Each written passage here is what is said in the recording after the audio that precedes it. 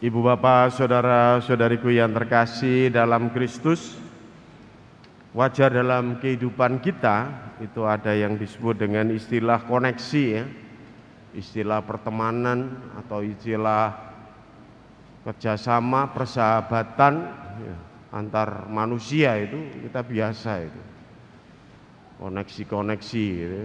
Kalau dalam Surabaya ini sebutnya bolde.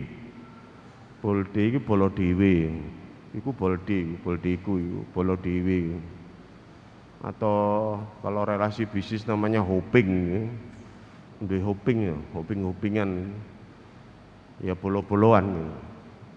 Dan biasanya memang dalam konteks persahabatan seperti itu ya saling menguntungkan. Ya, dalam hoping, dalam bisnis juga saling menguntungkan dan sebagainya. Ya.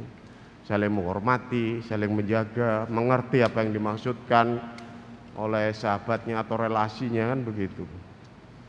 Nah, Bapak, saudara-saudari yang terkasih, kita bisa melihat Yesus itu menjawabi kepada orang-orang yang bertanya itu, bagaimana orang bisa masuk ke dalam kerajaan surga gitu. Dan dia memberikan gambaran kalau hanya sekedar hoping-hopingan, boldi-boldian ya, katakan pada saat pintu itu sudah ditutup dan kemudian ada yang teriak-teriak dari luar, izinkan kami masuk gitu.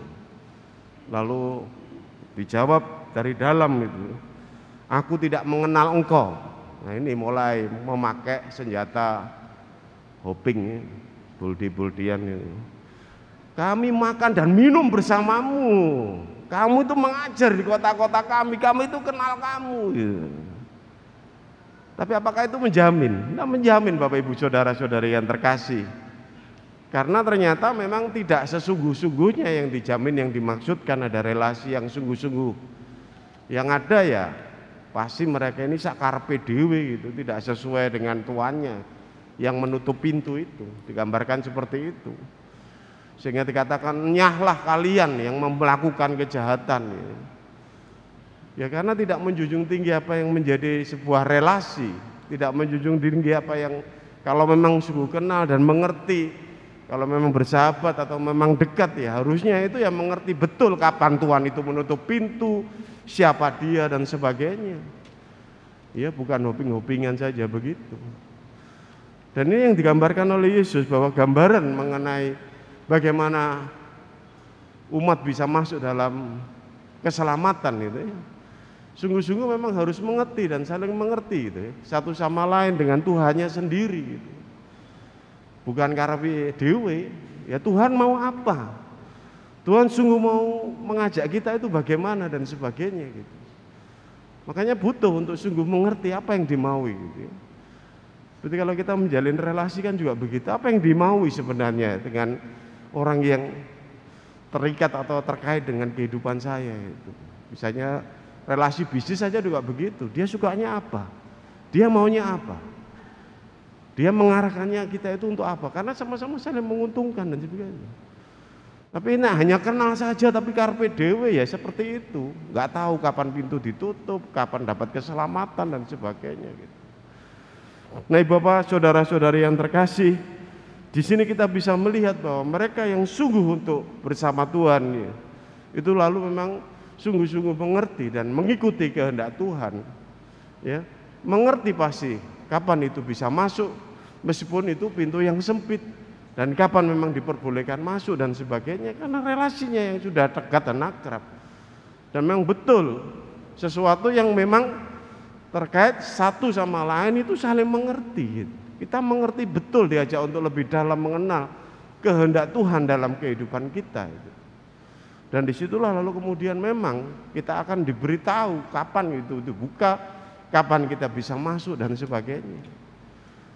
Nah, tantangan milenial bagi kita semua dalam hal ini itu kita bisa merenungkan orang sekarang ini gampang, menggampangkan segala urusan. Ya, gampang sekali itu, semua urusan itu pokoknya ono koneksi beres. Ya. Kadang-kadang lewat jalur-jalur hukum dan sebagainya dilewati, sepenting koneksi. Iku hopingku iku beres. Apakah bisa menjamin seperti itu? Betul enggak memang seperti itu gitu. Jadi apa-apa itu lalu gampang, urusannya itu gampang, bisa banyak jalan yang lain. Dan tanpa sadar ini lalu dibawa gitu di dalam hidup beragama, di dalam untuk memperoleh keselamatan itu ya begitu, menggampangkan gitu. Yang penting wis Katolik, yang penting iku wis dibaptis. Ya. Tapi nggak perlu ngatur uripe seturut ketentuan Katolik, nggak perlu. Ke gereja itu ya hanya napas. Munculnya Natal dan Paskah. Ya. Ngontak gereja, ngontak umat lingkungan itu ono kebutuhan darurat aja. Kalau ada yang sakit, ada yang meninggal agak bingung. Habis itu ya hilang. Ini menggampangkan urusan keselamatan gitu. Ya. Hanya merasa ya sudah ada dibaptis kan sudah selamat, hoping-hopingan itu. Bukan hoping sungguhan, bolde-boldean. Tidak sesungguhnya untuk mengenal Kristus, mengenal gerejanya, mengenal jemaatnya. Lalu dikatakan memang tantangannya itu lalu kemudian kita bisa merasakan bagaimana itu bisa menjamin gitu ya, kehidupan kita. Ini tantangan milenial Bapak Ibu Saudara-saudari yang terkasih, sehingga kita merasa juga dalam keselamatan kekal yang telah kita pilih gitu, bersama Tuhan Yesus yang sudah mengorbankan dirinya, rela Bapak di kayu salib demi keselamatan kita itu, kita bisa main-main gitu. Kita tidak serius. Kita bisa hanya merasa ya sudah nek dibaptis ya selamat gitu. Kok nek dikubur ya cara Katolik ya wis selamat gitu. Belum tentu. Nah, Bapak Saudara-saudara yang terkasih, kita itu dipanggil pada keselamatan dan ini menjadi anugerah yang luar biasa yang harus sungguh-sungguh kita hargai gitu. Buat apa kita berjuang seumur hidup di dunia ini? Ya, suka duka kita memperjuangkannya, tapi kemudian titik akhirnya itu kita tidak menemukan apa yang memang kita harapkan karena kita sembrono. Yesus sendiri mengatakan, akulah jalan kebenaran dan hidup. Saya butuh jalan keselamatan, Romo. Ya sudah, ini jalan keselamatannya. Mau menekuni jalan keselamatan itu atau enggak? Sementara orang lain bingung ini jalan selamat itu neng di supaya bisa hidup kekal gitu. Tapi kita sudah punya jelas. Yesus sendiri mengatakan akulah jalan kebenaran dan hidup. Dan itulah jalan keselamatan. Tapi justru kita sendiri itu lalu menggampangkan apa yang sungguh harusnya menjadi hak kita itu.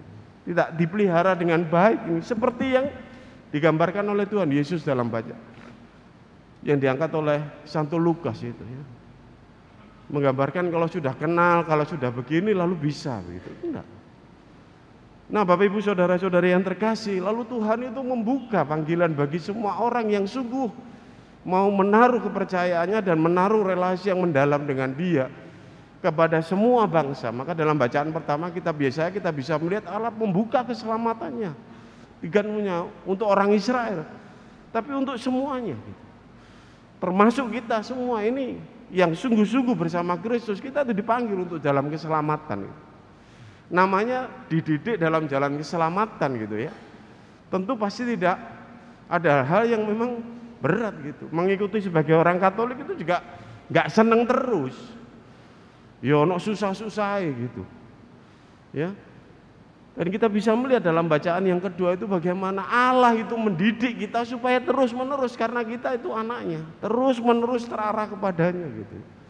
Tidak hanya memberikan kesuksesan, tidak hanya memberikan kegembiraan saja, enggak. Digambarkan oleh Santo Paulus pada surat kepada orang Ibrani sungguh menarik, di mana ada anak yang tidak diajar oleh ayahnya.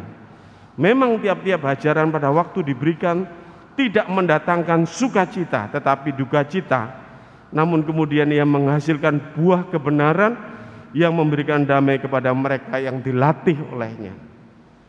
Kita mengikuti jalan keselamatan bersama Tuhan Yesus, kita juga mengalami seperti itu. Ada banyak kesaksian umat mengatakan, untung saya ini waktu itu dapat masalah. Saya mengerti betul ternyata itu didikan Tuhan. Kalau tidak saya pasti serakah, kalau tidak saya pasti tersesat itu. Ada yang mengatakan untung saya punya masalah dalam keluarga saya waktu itu. Karena saya dididik Tuhan untuk menghargai betul. Saya ini punya istri yang baik, saya punya suami yang baik. Ternyata dalam keluarga saya punya anak-anak yang baik. Memang ada masalah. Tapi itu orang beriman akan melihat itu didikan Tuhan gitu. Tapi orang yang tidak beriman akan melihat, wah Tuhan itu benci sama saya, Tuhan tidak mendengarkan doa saya, Tuhan mau menjatuhkan hidup saya dan sebagainya. Tapi setelah kemudian berlalunya waktu, kita tahu bahwa ada kebenaran yang membuat kita lalu bisa lebih damai gitu. Damai menerima suami kita, menerima istri kita, menerima anak-anak kita, menerima orang tua kita, ya, damai menerima jalan hidup kita, damai menerima rezeki kita dan sebagainya gitu. Itu ada kebenaran yang memberikan damai kepada mereka yang dilatih olehnya. Ibu Bapak, semoga saudara-saudara kita semuanya juga kita diajak untuk sungguh-sungguh saling bekerja sama bahu-membahu untuk sampai masuk pada pintu yang sempit ini. Banyak orang memperjuangkannya, tapi banyak juga yang lengah. Saya menyapa Anda yang hari-hari ini sembrono dalam menilai kehidupan keselamatan Anda sendiri. Anda yang hanya ya sudah sak cukupilah oleh waktu neng gereja ya neng gereja gak yoga gitu. Anda yang tidak sungguh peduli dengan keselamatan hidup yang Anda sudah pilih. Anda dipanggil kembali untuk sungguh menekuni jalan hidup bersama Tuhan Yesus dan saudara-saudara seiman. Saya juga menyapa Anda yang hari-hari ini mungkin pikirannya lagi cupet ya, pendek ya, merasa gak memikir jauh-jauh, males gitu karena banyak pikiran dan banyak masalah. Coba melihat jangan-jangan Tuhan mendidik Anda untuk memperoleh damai yang lebih dalam dan lebih kuat lagi demi keselamatan Anda dan keluarga Anda. Semoga Bapak Ibu, saudara-saudariku yang terkasih, kita semua memperoleh rahmat keselamatan ini, kita memperjuangkannya dan menghargainya, dan kita juga akan menang sampai akhir, masuk melalui pintu yang sempit dan memperoleh keselamatan kekal bagi kehidupan kita semua.